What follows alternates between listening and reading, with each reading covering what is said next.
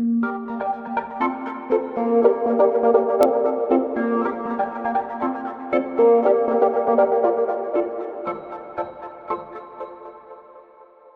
everyone, my name is Zach Hansen. I'm a physician assistant working alongside Dr. Kurtis Staples for Sonoran Orthopedic Trauma Surgeons in Phoenix, Arizona. Today, we'll be walking through a surgical repair for a wrist fracture with direct point-of-view footage from our operating room.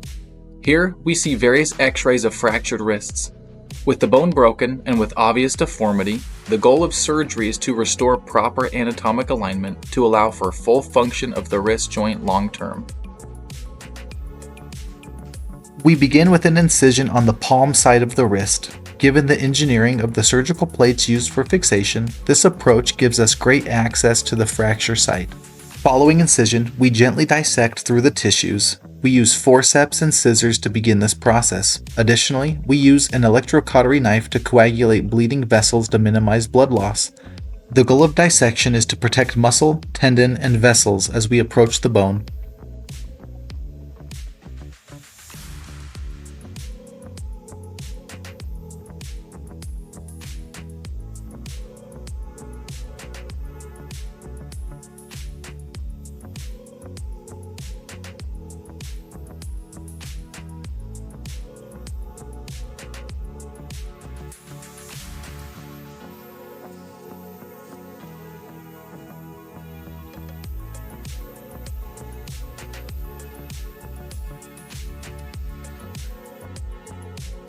Next, we use an elevator tool to lift the pronator muscle off the distal radius, which gives us the appropriate access to the fracture.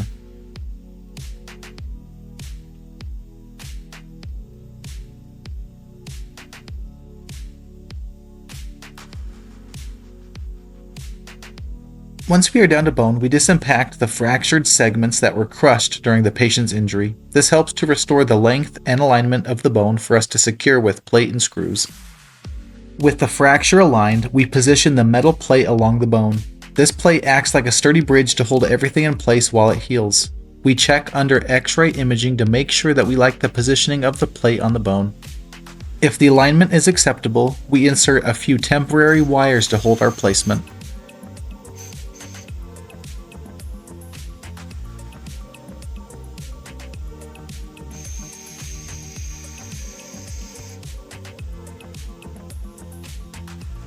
With the plate secured, we begin the process of placing screws for definitive fixation of the fracture. We first drill through the plate into the bone. We then measure the length of the drilled hole with a depth gauge, and then insert the appropriately sized screw.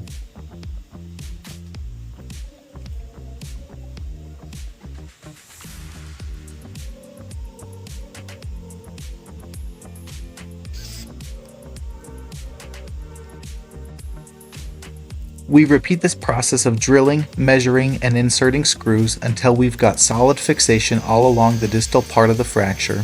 These methodical steps ensure that the bone has adequate support at the level of the wrist joint, which will be the most important part of long-term wrist function.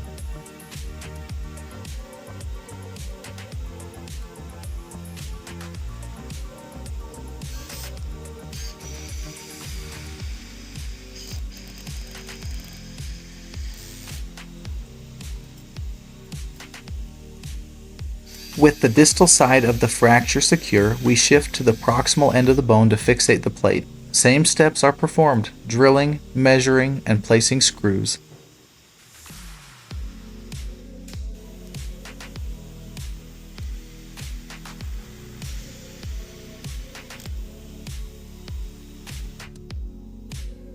Final tightening of the screws is done with a hand driver, and we begin the closing process.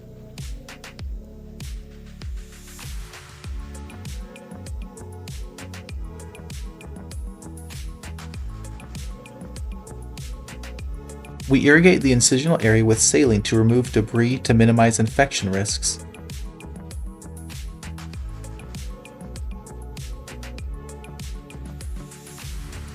Now, we use a strong dissolvable suture to approximate the deepest layer of tissues.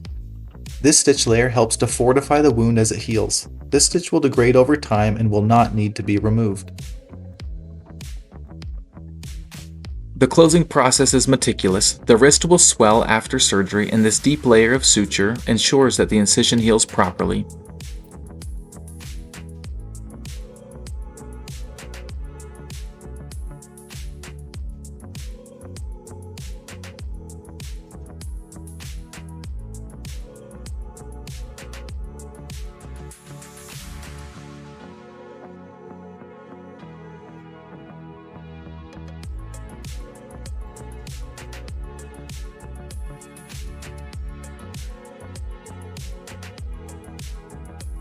Following this deep suture layer, we move to a nylon stitch. Nylon is used to approximate the most superficial layer of tissue.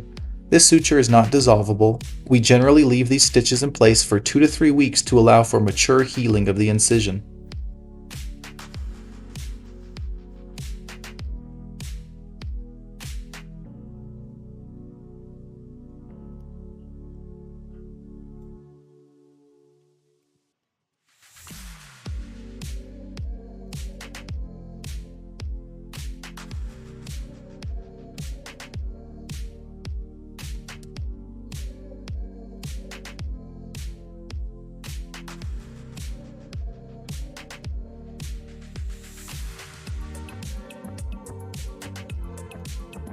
With the fracture reduced and secured and the wound closed, surgery is complete.